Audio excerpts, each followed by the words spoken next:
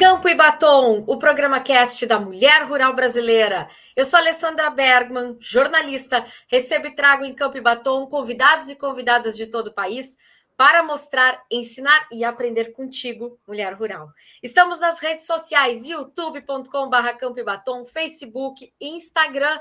Se você quer ouvir Campo e Batom lá no Spotify, na colheitadeira, no trator, é só ligar e escutar os mais de 200 programas que tem tudo a ver com você.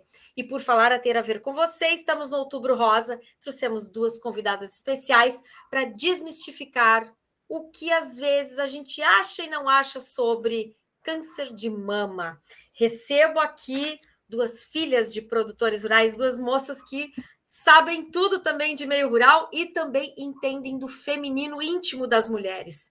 Quem está comigo hoje, deixa eu ver aqui, é a Juliane Dalmagro, ela que é ginecologista, médica formada pela Universidade de Passo Fundo, tem residência médica na Santa Casa de Porto Alegre também.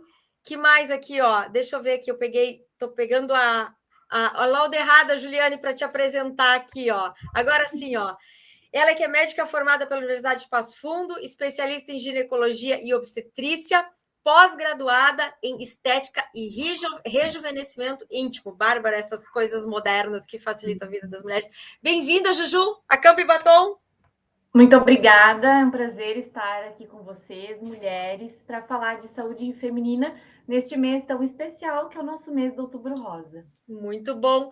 E lá em Santa Maria, Rio Grande do Sul, eu recebo a Elisa Leitão, médica formada pela Universidade de Santa Cruz, residência médica em ginecologia e obstetrícia pela Universidade Federal de Santa Maria e é residente médica em mastologia pela Universidade Federal de Santa Maria. Bem-vinda, Elisa! Obrigada, Alessandra. Muito prazer e muito feliz em poder compartilhar, né, um pouco de informação para as mulheres aí do agro, né? E, enfim, nesse mês tão importante que é o Outubro Rosa, realmente. Elisa, tu estás diretamente aí na porta do hospital, recebendo os mais emergentes casos relacionados, principalmente aquele caso de surpresa, não imaginava que eu estava, como é que eu me deparei com isso, o que eu faço? O que é o erro mais comum de quem chega aí na porta do hospital apresentando esse problema aí ou com a suspeita do câncer de mama? Ai, Alessandra, assim, ó, o que eu considero um dos erros mais comuns, né? É a questão da negação, de uma certa forma, das mulheres, que às vezes reconhecem que tem algo diferente e acabam não procurando um atendimento médico. E aí aquilo evolui de forma muito rápida, chegando pra gente, né, com casos bem avançados, que às vezes a gente não tem o que fazer, não tem cura, né? Então, acho que principalmente nessa questão da falta de detecção precoce do diagnóstico do câncer de mama, com certeza. E é uma coisa simples que tem que ser feita, começar com, por exemplo, se apalpar todos os dias, olhar e se autoconhecer. É isso? O que mais falta? É o que eu sempre comento, né? É o autoconhecimento da mulher, do seu corpo, das suas mamas, né? Ela saber como é que são as suas mamas, se olhar no espelho depois do banho ali, olhar como são as suas mamas, como é o mamilo, se o mamilo tá para dentro, se ele tá para fora, né? A cor da pele, que tamanho tem essas mamas, para que a qualquer momento que surja qualquer coisa diferente do que ela tá habituada a ver, ela consiga procurar o médico da forma mais precoce possível, né? Doutora Juliane, essas modificações nos seios que acontecem às vezes, da gente ter do nada, sempre pode ser câncer? Então, a mama ela é um tecido glandular, então é muito comum a gente ter uma simetria, a gente notar alguma diferença, às vezes dependendo até do ciclo menstrual, a gente sente a mama mais densa, mais dura. Então, podem acontecer e a maioria das variações elas não vão ser câncer, mas quando, né, alguma dessas alterações for, é interessante que a gente descubra cedo, justamente para conseguir curar, né? Que é o nosso objetivo do Outubro Rosa, é detectar uma lesão precoce. Quando ela é detectada precocemente, ela tem ali 95% de chance de cura. Então, na maioria das vezes, as alterações que a gente percebe na mama não vai ser câncer. Só que quando for, a gente tem que detectar, porque aí a gente consegue ter uma chance maior de cura. Por isso que é importante isso que a Elisa falou, de fazer o autoexame, de estar com uma consciência do nosso corpo, de entender, e qualquer mudança, alguma coisa diferente, procurar atendimento, fazer acompanhamento ginecológico todos os anos, né? O exame físico ginecológico, ele é importante. E aí, em alguns casos, conforme a idade, a gente indica, né, os exames complementares, que aí vem a mamografia a partir dos 40 anos, muitas vezes complementada pela ecografia, porque quando a mama é mais jovem, a gente precisa complementar com a eco, senão não aparece só na mamografia, né? Por isso que a gente complementa, mas o exame que muda a conduta, o exame principal é a mamografia, e em alguns a gente faz a ecografia junto. Então, esse é o nosso principal objetivo, para justamente não chegar nos casos mais avançados, que são os casos que a doutora Elisa pega no hospital, né? A gente sempre teve a pré-informação que a partir dos 40, a partir dos 35, né, que a mulher tem que começar a fazer os exames de mamografia. Tem idade hoje para ter câncer, Juliane? O que você observa, a maioria das pacientes que você atende? E também da Elisa, depois quero saber qual é o perfil aí dessa mulher hoje. Na verdade, o que vem acontecendo é muitas pacientes jovens, né, com câncer de mama. Então, tem cada vez mais casos de mulheres jovens, que é o que vem preocupando, né, todo mundo ao longo dos anos. A incidência a gente sabe que é nas mulheres mais velhas, mas a incidência nas jovens, elas vem aumentando dia após dia, né, Elisa? Jovens Tanto é desculpa, agora a ampliação, teve uma ampliação da faixa etária, né? Então, da mamografia no SUS. Antes nós começávamos a partir dos 50 pelo SUS, né? E depois até os 69 anos. Então, agora se ampliou essa idade. Agora, a partir dos 40, que nem a Juliana comentou, a gente já pode fazer o rastreamento com a mamografia até os 74 anos de idade. Claro, a gente individualiza muito alguns casos, né? Com fatores de risco, enfim, fator histórico familiar, tudo isso, às vezes é necessário até antecipar um pouquinho mais os exames.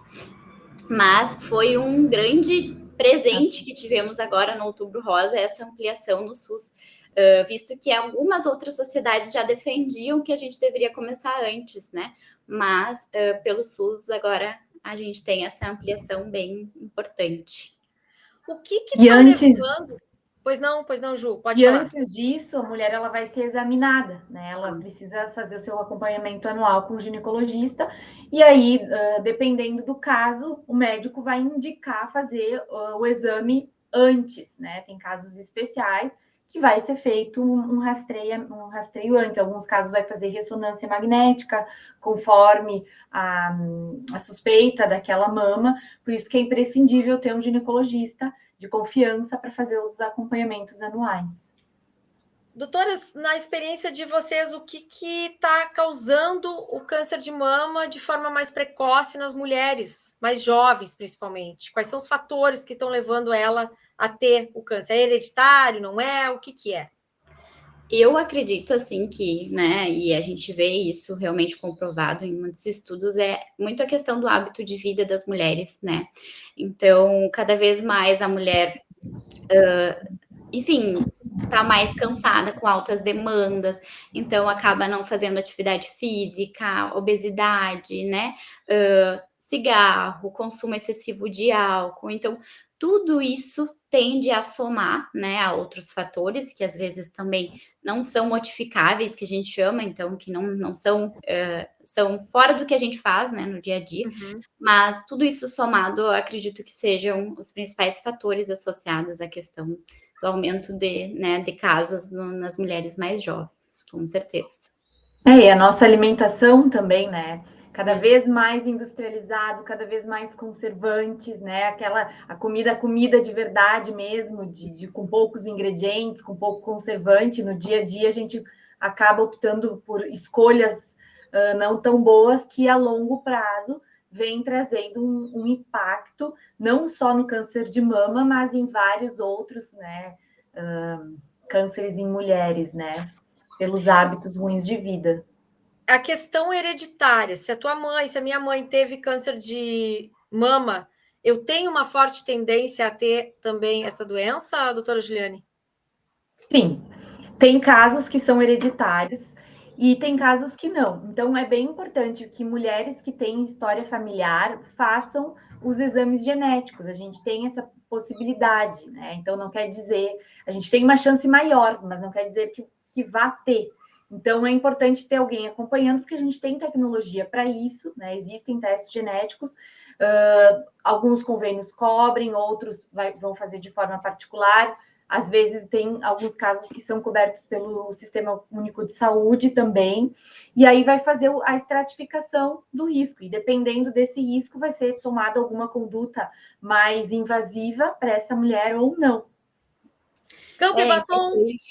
Eu digo assim que eu vejo muito dos pacientes ali que chegam para mim no USM, né, no Hospital Universitário, a questão é exatamente disso. Os pacientes chegam dizendo, doutora, eu não tenho ninguém na família com câncer, né? Tipo, fui sorteada. E realmente a gente sabe que não é só fator genético, é em torno de 10% só genético, né? O resto é realmente associado a esses hábitos de vida ao longo, né, da nossa idade, assim.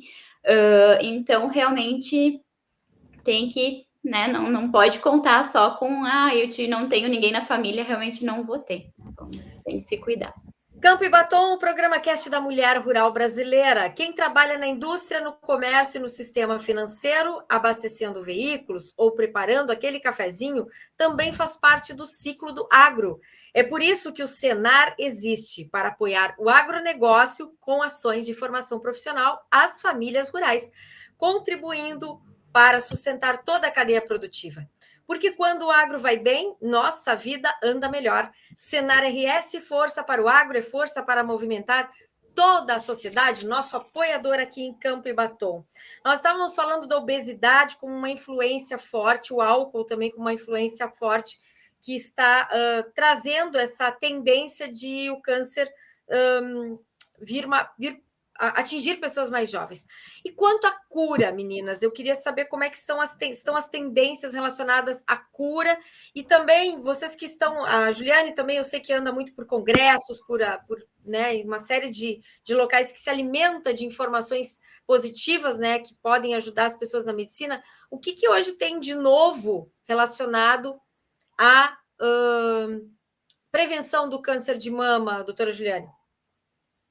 Bom, em relação à prevenção mesmo, é a questão de mudança de hábitos, né? Então, os estudos mostram que cada vez mais a gente tem que se atentar a diminuir o álcool, né? Controlar o peso, exercício. É isso que a gente tem hoje de prevenção primária, que a gente fala, né?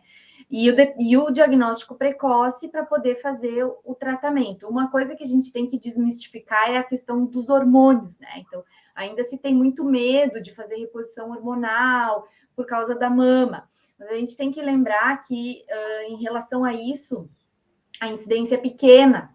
E a gente sempre tem que botar na balança risco-benefício, né?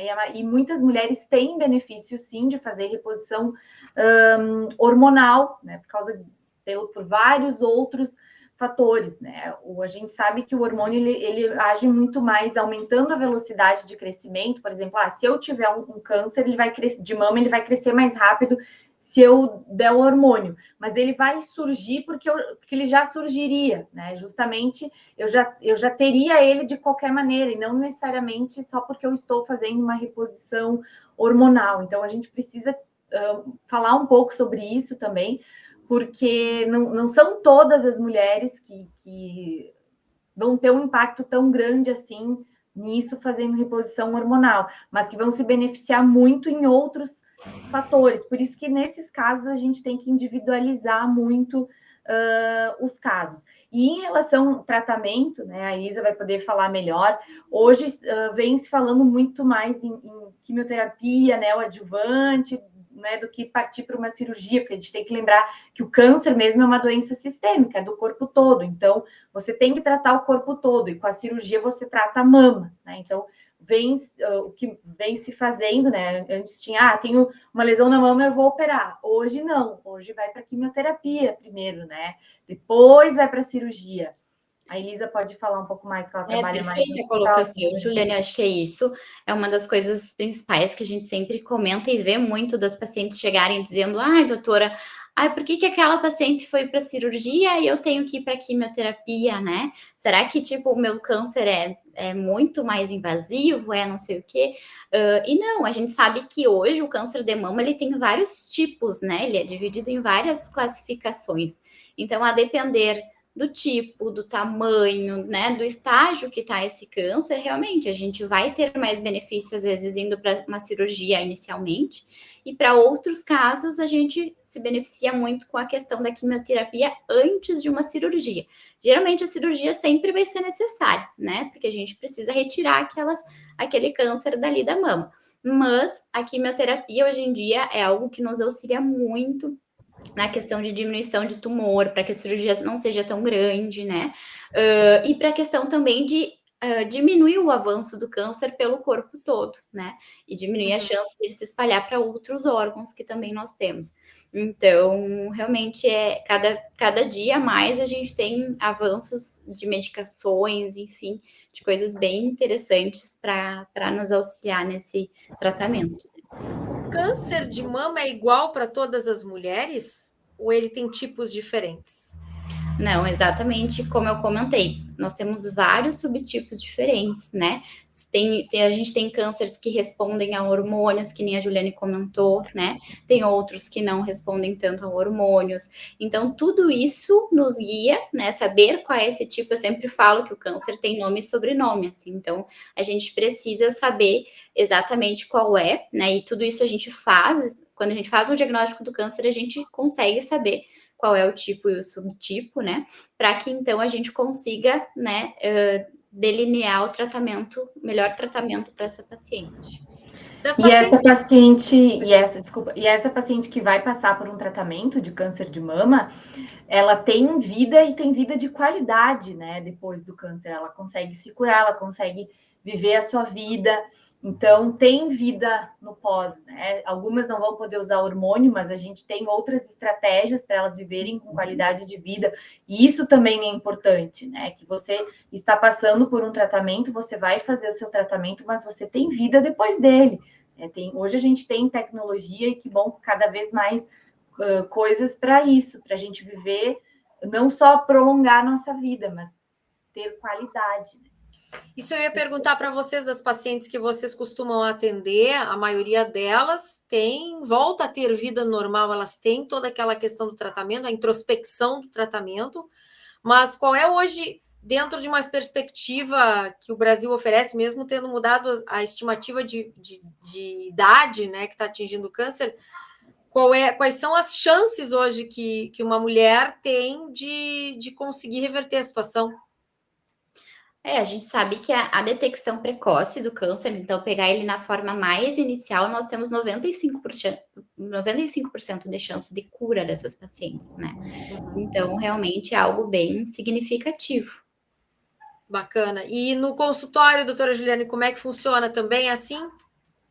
Sim, e as pacientes, né, além de curar, hoje tem também várias cirurgias de reconstrução de mama e tem disponível também no Sistema Único de Saúde, né? Então, para aquelas pacientes que precisam de cirurgias mais invasivas, existe hoje como você manter mama, prótese de silicone, expansores, formas de ter um pós também, não só em relação um pós-cirúrgico melhor, e uma reconstrução mamária.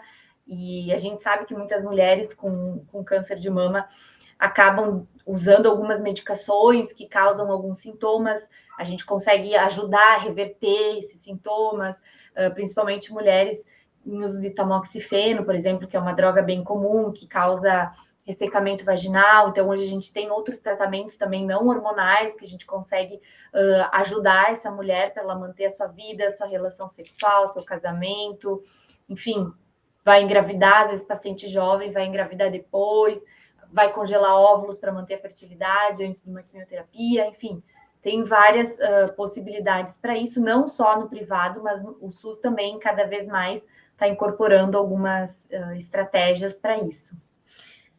Campo e Batom, o programa Cast da Mulher Rural Brasileira. E aí, você que está aí nos escutando, de onde você fala, comenta aí com a gente, faz tua pergunta, aproveita, temos 2 doutoras aqui, especialistas no tema. Você já teve caso de câncer de mama na família? Comenta com a gente, comenta a sua experiência aqui, fala para nós.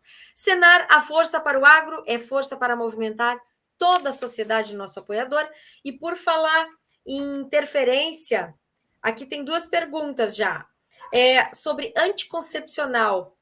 O anticoncepcional pode influenciar no câncer de mama? Assim, o que a gente tem de estudos, nada nos justifica de não usar anticoncepcional para, né, não ter câncer de mama. Porque a gente sabe que sim, pode ter alguma certa influência mínima, né? Mas o principal, acho que a Juliana até já comentou, é a questão de quem já tem o diagnóstico do câncer de mama, que sim, é contraindicado a gente usar qualquer tipo de contraceptivo, né, de anticoncepcional hormonal, né? Então, até hoje em dia, a gente não teve liberação de nenhum tipo. Então, a gente tem que se prevenir de outras formas, que isso a gente consegue discutir numa consulta, né? Para que, então, essa paciente também não tenha uma gestação passando por todo esse processo. Então, isso a gente sabe que realmente é contraindicado quando a gente já tem o diagnóstico, né? O que vem, assim, sendo liberado com muita cautela, conversando junto com o oncologista, é a questão de usar aqueles hormônios vaginais para melhorar a atrofia da menopausa e a atrofia pelo tamoxifeno, mas daí é diferente porque esse hormônio ele tem um efeito mais local, a absorção sistêmica, né? A absorção para o organismo é muito baixa. Então, algumas mulheres pesando o risco, benefício, conversando com mastro, onco, a gente até usa um estrogênio vaginal, mas ele não tem, né, que é um hormônio, mas é só esse tipo de hormônio que a gente usa, que a gente está autorizado a usar no momento para paciente que teve diagnóstico. Né? Tá. Outra pergunta, os casos, são poucos os casos onde o câncer acaba voltando, você estava falando, né, Juliane, e a Elis também confirmando o sistêmico, o câncer está ali localizado, mas na verdade ele está no organismo. São muitas as chances hoje claro, cada caso é um caso, mas o que vocês percebem? O câncer ele acaba sendo eliminado ou ele acaba voltando depois, acaba voltando em outro lugar? E aí eu queria mais uma vez que vocês usassem aí das experiências de vocês para falar por que isso até aconteceu. Elisa? O que a gente vê na experiência, assim, no dia a dia, é que sim, a depender do tipo, que nem eu comentei, a gente vai ter retorno desse câncer na questão por exemplo, nos ossos, outros vai ser na questão de órgãos como o fígado, o pulmão, né? Depende muito do tipo. Também a questão do retorno em tempo também depende do tipo. Às vezes é um retorno nos primeiros anos, depois outros tipos são mais tardios, que a gente chama, por isso a importância de o acompanhamento, o segmento com o médico, pelo menos os 5 anos, né, iniciais, a gente sempre comenta, tem que ter um segmento bem próximo do médico ginecologista, mastologista, mas a gente sabe que realmente é o que a gente bate na tecla, que é a questão de mudanças de hábitos de vida. Depois desse diagnóstico, diminui muito essa chance de recorrência, que a gente chama, então, de voltar esse câncer, seja na mama, seja em outros locais também, né? E você, Ju, como é que é a sua experiência aí com relação a esse pós-doença? Depois ela volta, as pessoas conseguem dar a volta por cima realmente?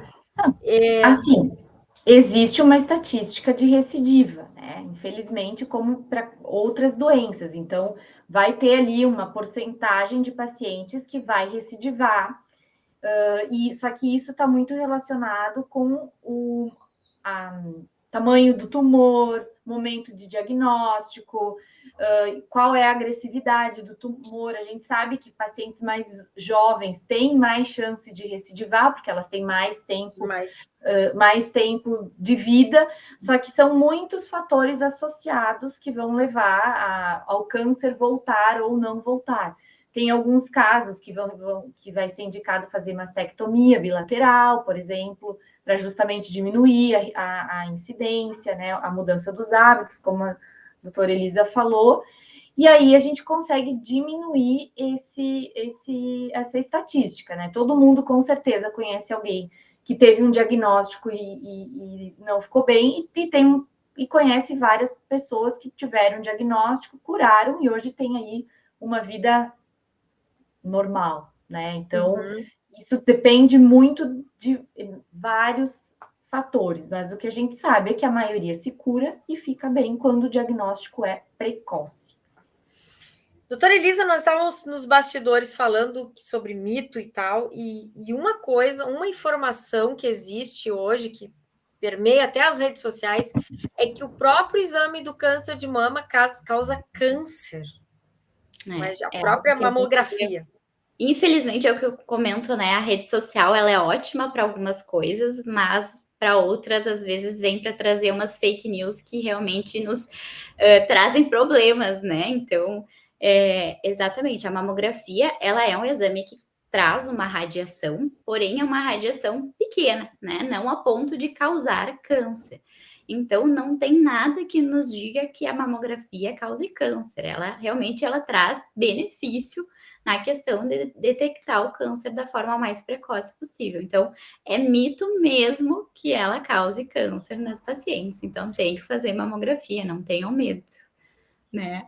E existe algum momento do ciclo da mulher, principalmente o ciclo menstrual, que acaba doendo mais a mama quando está mais perto da menstruação?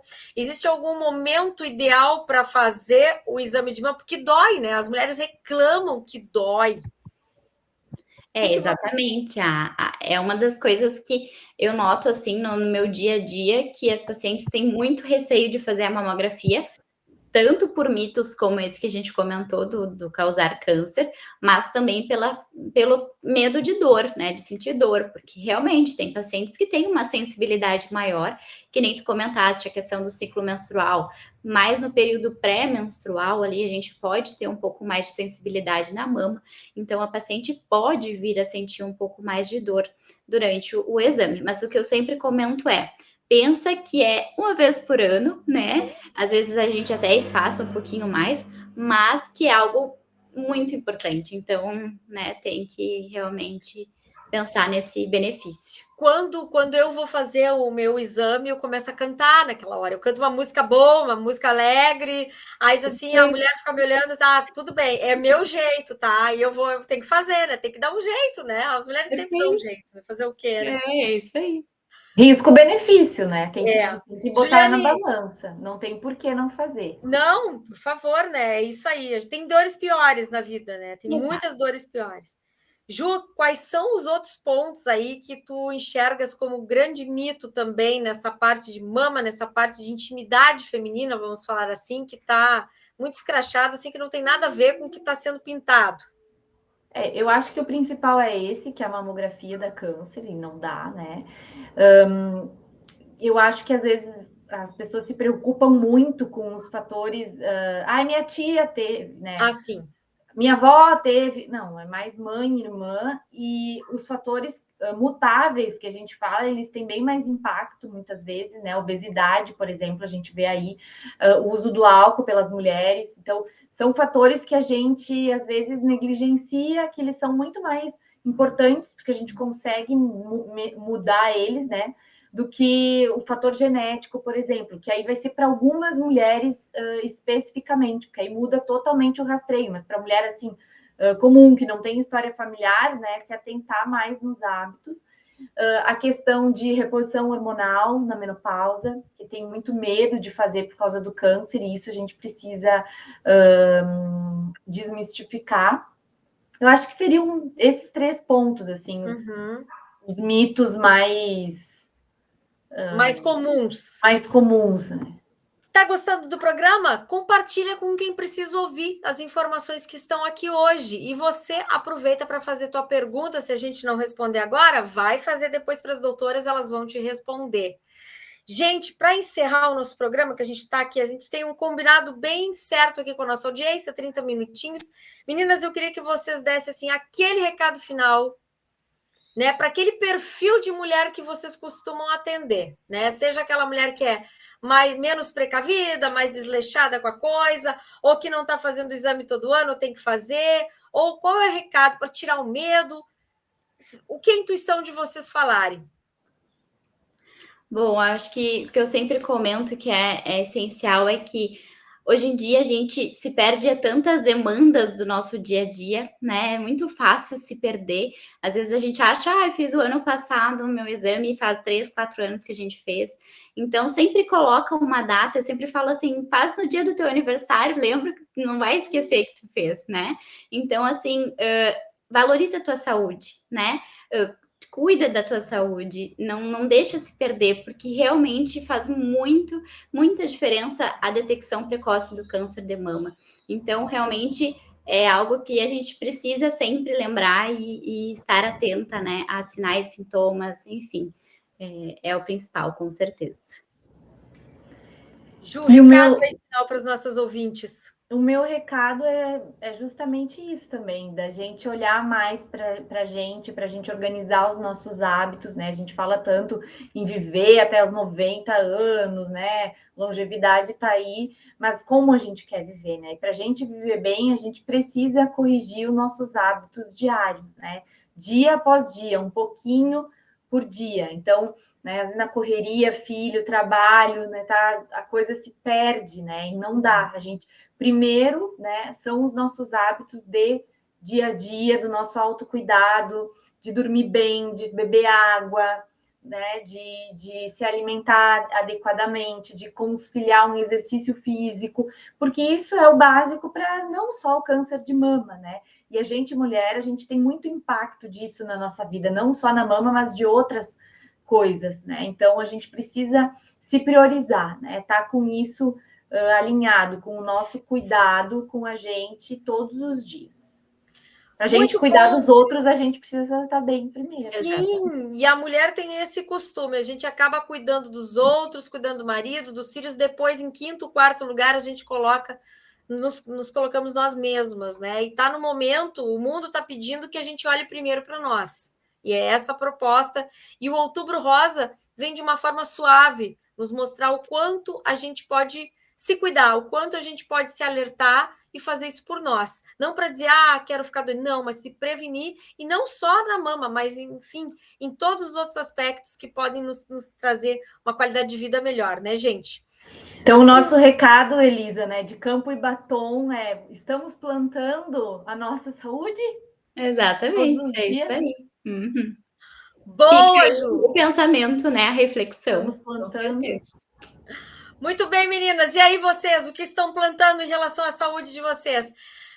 Doutoras, quero agradecer imensamente a participação de vocês aqui em Campo e Batom, microfones sempre abertos, a vocês que vêm trazer e colaborar e dar sempre uma boa informação e boas notícias aqui para nós, tá? Elisa, muito obrigada. Muito obrigada, Alessandra. Um prazer. Grande abraço ao teu pai, nosso grande espectador aqui de Campo e Batom, né, meu amigo Roberto. Juju, muito obrigada, nossa comentarista, nossa colunista aqui em Campo e Batom, que vai estar trazendo mais informações neste mês de outubro, assim como a doutora Elisa. Fique ligado lá no Instagram de Campo e Batom, que tem pinceladas aí para você não se perder, nem agora em outubro, nem no resto do ano, gente. Perfeito. Muito obrigada, fiquem conosco, valeu demais, meninas, e até o próximo Beijo. Campo e Batom. Até lá, até lá. Tchau.